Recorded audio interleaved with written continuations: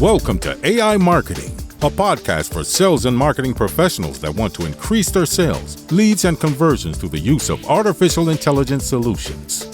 And now, here's your host, Mark Fidelman. Welcome to the AI Marketing Podcast. I'm Mark Fidelman, and I hope you're ready. This week, AI went on a shopping spree, got a new marketing sidekick, stirred up SEO drama, and even met its match in a team of wise grandmas. Buckle up, folks. In this episode, we are going to be a little bit bold and brash and a little bit bonkers. Testing a new format here, just going over the last week because so much is happening. We've got ChatGPT playing personal shopper, a game-changing AI assistant for marketers, a reality check on Google's AI search claims, and a hilarious campaign where AI stands for Abuela Intelligence. Let's dive in with Spanish gusto. Okay, first up, ChatGPT goes shopping. No ads, no mercy for Google. OpenAI just turned ChatGPT into a personal shopper. They rolled out a new shopping search feature that dishes out personalized product recommendations with images, reviews, and direct purchase links. This is a story from Reuters. Ask ChatGPT for the best coffee maker, and it'll serve up options with all the info. Basically, your AI shopping buddy. I suspect that once it gets to know your preferences, and it will, because of its memory feature, it will even tailor it to something that it thinks you like. And if it knows the products in your home, it might even do something that's adaptive to what you already have. Okay, also zero ads, zero commissions, just straight up suggestions. OpenAI pointedly excludes paid ads from these results and isn't taking a cut from any of the purchases. Can you believe it? It's a user-first approach that contrasts with Google's ad-heavy search results.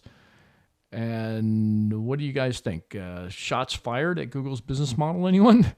I think so. But, in the end, if OpenAI does take down Google's business model, at least in terms of shopping, and Amazon's business model, they could potentially, they're going to flip on some sort of model where they make money, guaranteed.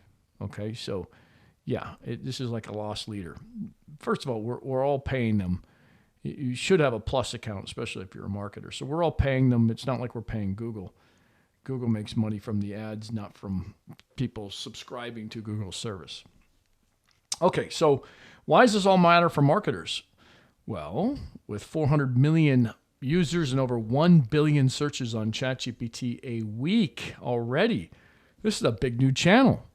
If consumers started asking ChatGPT what to buy instead of Googling brands, that means you guys will need to ensure their products show up in these AI-driven recommendations. It's like SEO meets QVC, but with AI running the show. It says, hold my beer, Google. I got this. It's AI versus ads, and the game is on. Marketers, keep an eye on this.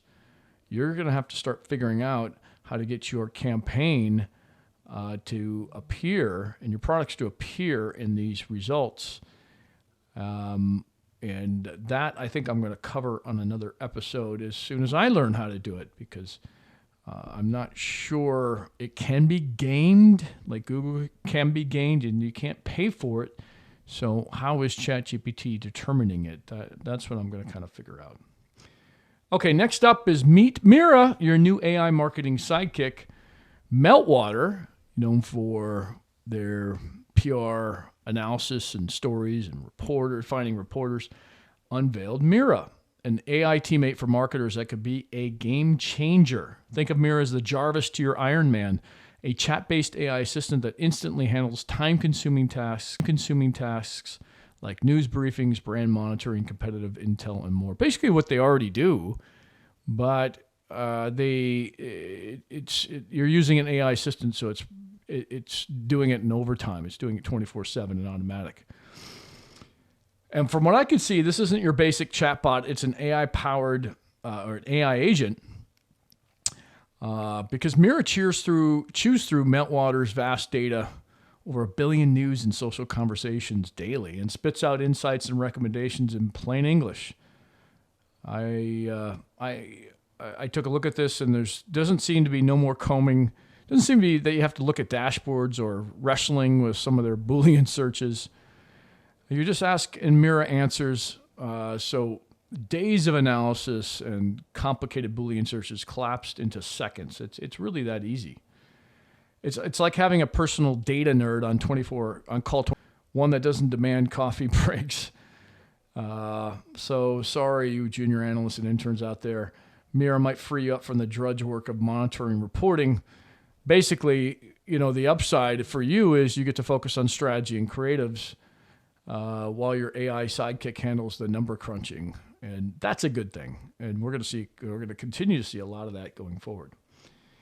So they named it Mira, I'm guessing because Skynet was taken. But jokes aside, if it delivers on its promise, marketers might actually get to sleep while their AI agent keeps watch on the brand's reputation. That's going to happen, whether it's Mira or something else. Just don't make Mira mad, or it might automatically be sending out some, let's say, sassy replies. Okay, next big story of the week, Google's AI search versus clicks. I'm calling it the SEO showdown. Google, your AI might be too good. AI might be too good. A new study from Ahrefs just put Google's AI search snippets on blast. When those AI overviews appear on the top of search results, the click-through rate for the number one result drops by 34.5% on average. Yep, AI answers are literally stealing clicks from websites. So this contradicts what Google's boss was saying. Sundar Pichai, I think that's how you pronounce it, Pichai, claimed that putting content in the AI box would boost engagement, but the data says no, it's not happening. Users get their answers from the AI summary. I know I do. And don't bother clicking through. Yeah, why would we? It's right there. Why add friction to it?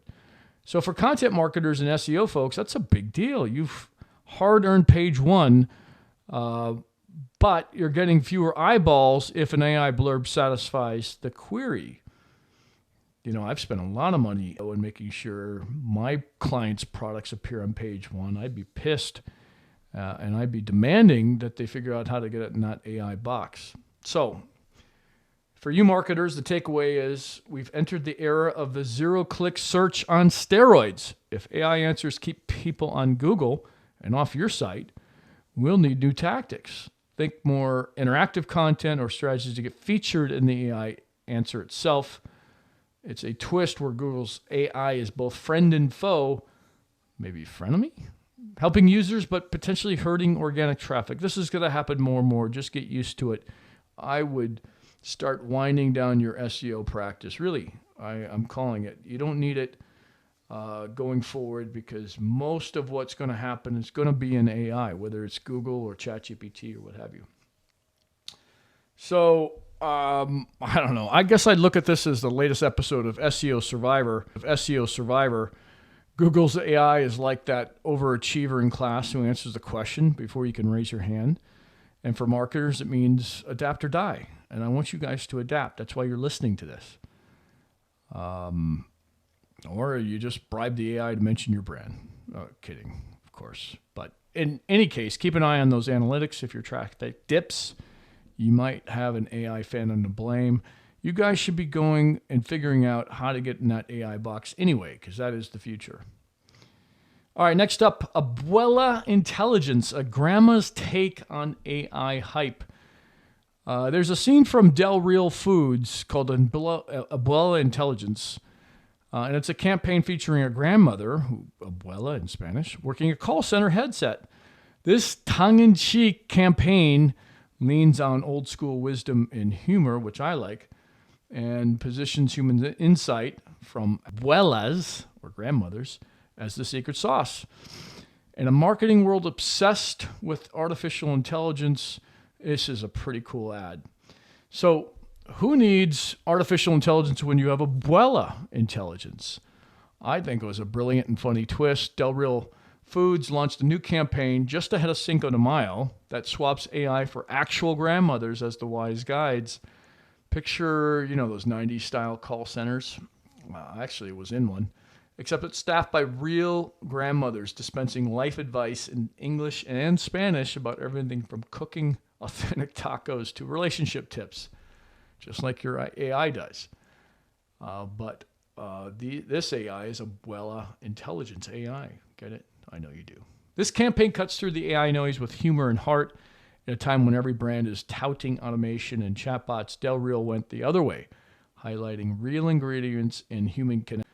Their team of grandmas delivers nuggets of wisdom and sass, showcasing their authenticity and nostalgia to stand out. It's a sly wink. AI is cool, but have you tried asking grandma? This is just tongue-in-cheek funny. There's no way this would ever take off in the real world, but as an ad, it's brilliant. It's brilliant because it taps in the cultural zeitgeist. We're all fascinated by AI. At least you better be as a marketer. Maybe a little weary of it just because we don't know where it's going. So by joking about our call center runs on AI, Abuela Intelligence, Del Real Foods makes you smile and trust them more. It's saying our food is made with love of a tradition, not just algorithms. For marketers, it's a reminder that being human and witty can be as powerful as tech in creating a connection. Yes, all of that is true. That is true. I would agree, but this is just a brilliant ad. That's it. Bringing real humans back into a situation that AI can handle is not going to happen. But I love this. I love this a lot. It's bold to poke fun at the AI trend in an AI podcast, right? But Del Real earned it. They basically told the Terminator, "Hasta la vista, baby. Abuela's got this." And honestly, who wouldn't take grandma's advice over cold calculating AI sometimes? I mean, I would. My AI doesn't talk to me like my grandmother did. So this campaign proves that in marketing, clever storytelling wins, even in a world obsessed with the next big tech. Clearly it does. Okay, let's wrap everything up for the week. That is a wrap on this wild week in AI marketing. We had AI shopping assistants challenging Google, marketing bots, SEO revelations. Basically, SEO is going to die. Don't give up on it entirely, but start moving away from it as quick as you can. And grandma's trumping algorithms. Yeah, this one ad, but yes, it's funny. You could poke fun at AI. There's nothing wrong with it. We all got a good laugh out of it. But in the past week, it doesn't get much more eclectic than those 4 or 5 stories. So if your mind isn't blown yet, try listening again. These things are pretty powerful reminders of what's to come. I promise it even gets better when you listen to it the second time. So thanks for tuning in to the AI Marketing Podcast. Subscribe if you haven't. Share it with your fellow marketers and maybe your grandmother. Stay bold, stay curious, and keep that marketing swagger strong. Stay on top of these AI trends, whether it's this podcast or other podcasts.